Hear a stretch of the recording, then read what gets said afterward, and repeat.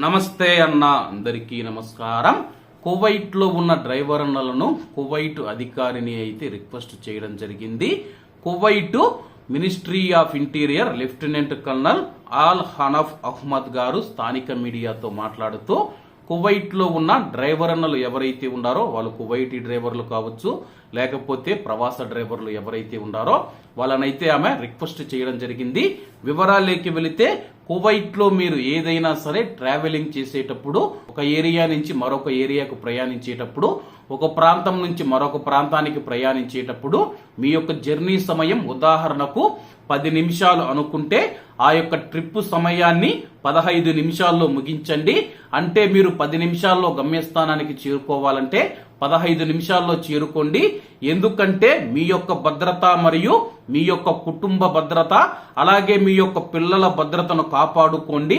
అలాగే డ్రైవింగ్ చేసేటప్పుడు ఎటువంటి సమయంలో ఫోన్ ఉపయోగించవద్దని చెప్పి ఆమె వెల్లడించారు. ప్రస్తుతం కువైట్ లో రోజు రోజుకు రోడ్డు ప్రమాదాలు పెరిగిపోతూ ఉన్నాయి. వారానికి సగటున 1400 నుంచి 1500 రోడ్డు ప్రమాదాలు జరుగుతూ ఉన్నాయి. సగటున కువైట్ లో రోజుకు 200 రోడ్డు ప్రమాదాలు జరుగుతూ ఉన్నాయి. అందులో కొంతమంది చనిపోతూ ఉన్నారు, మరికొంతమందికి చిన్న చిన్న గాయాలు అవుతూ ఉన్నాయి. మరికొన్ని సందర్భాలలో వాహనాలు ధ్వంసం అవుతూ ఉన్నాయని చెప్పేసి ఆస్తి నష్టం మరియు ప్రాణ నష్టం జరుగుతూ ఉన్న నేపథ్యంలో కువైట్ లో ఉన్న కువైటీలు ఎవరైతే ఉన్నారో, కువైటీలు కానీ ప్రవాసులు కానీ, మీ యొక్క ట్రిప్ ఏదైతే ఉందో 10 నిమిషాల్లో మీరు గమ్యస్థానానికి చేరుకోవాలంటే 5 నిమిషాలు ఆలస్యంగా అయినా సరే మీ యొక్క గమ్యస్థానానికి చాలా నిదానంగా చేరుకోవాలని చెప్పేసి, ఎందుకంటే ప్రస్తుతం కువైట్ లో రోడ్డు ప్రమాదాలు ఎక్కువగా జరుగుతూ ఉన్నాయి.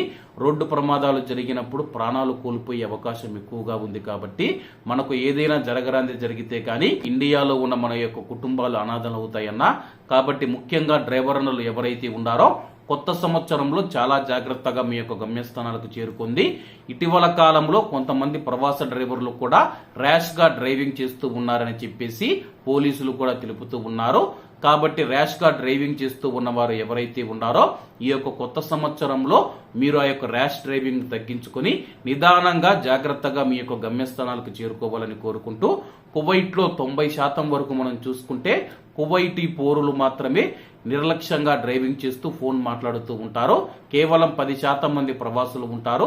వీళ్ళల్లో కూడా మార్పు రావాల్సిన అవసరం ఉందని చెప్పేసి అధికారులు తెలుపుతూ ఉన్నారు. కాబట్టి అందరూ బాగుండాలి, అందులో మనం ఉండాలి. అందరికీ నమస్తే అన్న, జై హింద్.